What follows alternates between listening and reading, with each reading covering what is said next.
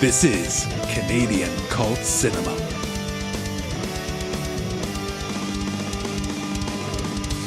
The Little Girl That Lives Down the Lane is a 1977 France/Canadian co-production.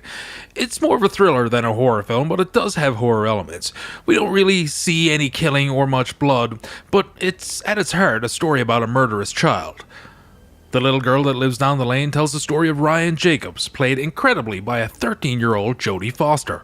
The film opens as Ryan is celebrating her 13th birthday alone on Halloween. Her and her father have recently leased a house in a small seaside village. They have moved from England, and Ryan's father is a poet. Frank Hallett, played by Martin Sheen, drops by unannounced. He's the adult son of the landlord, Cora Hallett. Frank immediately starts getting creepy and making sexual advances towards the young girl. I bet you got lots of boyfriends, pretty girl like you. Oh, it's okay. It's all right. Relax. I get to spank you on your birthday. That's a custom here. The next day, the landlady, a well-to-do, insufferable busybody, Cora Hallett, arrives at the house searching for Ryan's father. Ryan claims that he is in New York, but Cora isn't buying it. Is he in the village? No, he's in New York. When I was outside, I could have sworn I heard voices. Ryan's interaction and dialogue delivery with Mrs. Hallett are just incredible. It certainly shows that the 13-year-old is wise beyond her years. The fact that they are delivered by an actual 13-year-old is outstanding. It just goes to show how good of an actor Jodie Foster was, even at that young age. If my son should come back and your father isn't here, it might be better if you didn't let him in. Well, he didn't ask my permission the first time. I hope you didn't intend that to sound so rude. I'll tell my father you said not to let your son inside the door. Mrs. Hallett wants to get into the cellar to retrieve some mason jars, but Ryan won't let her. This only serves to make Mrs. Hallett even more suspicious.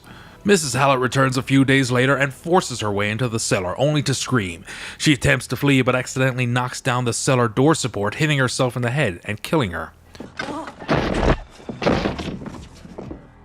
What exactly did she see? Well, this isn't explained to the audience. Not yet. Ryan tries to hide the evidence of Mrs. Hallett's visit by moving her car, but she's unable to get it started. This is when Mario, a young magician, shows up. Mario helps move the car, and they have dinner together at Ryan's house. The two become quick friends.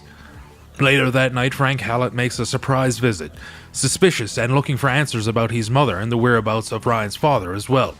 He tries to scare Ryan into talking by killing her pet hamster.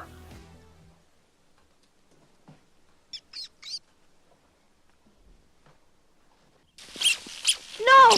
Mario chases Frank away, and Ryan now trusts him enough to show him her secret. Ryan's father was terminally ill, so he made sure that Ryan would have a place to live and money for the next 3 years. You see, Ryan's mother was abusive, and her father didn't want Ryan to have to go back with her. But Ryan's mother did return, and Ryan used potassium cyanide to poison her. It was the body of Ryan's mother that scared Mrs. Hallett when she went into the cellar. We are not shown any of this, it's just Ryan telling the story to Mario. Ryan and Mario soon become romantic, and there's a nude scene where Jodie Foster's older sister is used as a body double, just as the producers had done in Taxi Driver earlier that year. I still find it weird that someone would even write a scene where a 13-year-old is expected to get naked on camera. I don't know, just something about that just seems really wrong. Mario develops pneumonia from helping Ryan bury the bodies in the backyard. Ryan goes to see him, but he's unconscious. When she returns home, she finds Frank there. Trick or treat. Mr. Hallett, if you leave right now, I won't say a word, okay? Frank has pieced together what's happening and attempts to blackmail Ryan, offering to protect her secrets in exchange for sexual favors. Ryan, seemingly defeated and resigned to Frank's demands, she offers to make him a cup of tea, the same tea that she had given her mother. Ryan watches as Frank begins to succumb to the poison. Excuse me.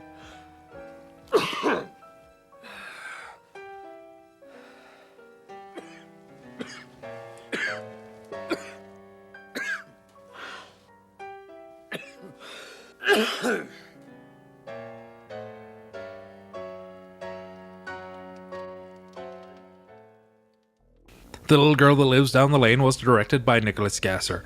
It was his first English-language film. The cinematography in this movie is great. Quebecer René Velzé was behind the camera, and he's worked on many Canadian films like Rabid, Rituals, Visiting Hours, and Of Unknown Origin. The Little Girl That Lives Down the Lane is a really good film. There's not much blood or violence in it, but it's still unsettling. Martin Sheen's performance as Frank, as the child predator, is really creepy, but it's Jodie Foster's performance that sells this film. The fact that she is so young and portraying such depth of character, it's just amazing. The film was written by Leonard Koenig. He also authored the book that the film was based on. He even developed it as a play. There's an extensive use of a Frédéric Chopin piece, number 1 in E minor. Actually, it kind of seems to be the only record that Ryan owns. Now, director Nicholas Gaster said that Chopin's music was intended to symbolize hope and absolution, along with sadness, and he definitely makes use of it a lot in this film. I would highly suggest you seek out The Little Girl That Lives Down the Lane. It is definitely worth your time. If you enjoyed this episode, please hit that like and share button, and remember to check out some of our other reviews, and please subscribe. You can also follow us on Twitter and Facebook, and until next time, see ya.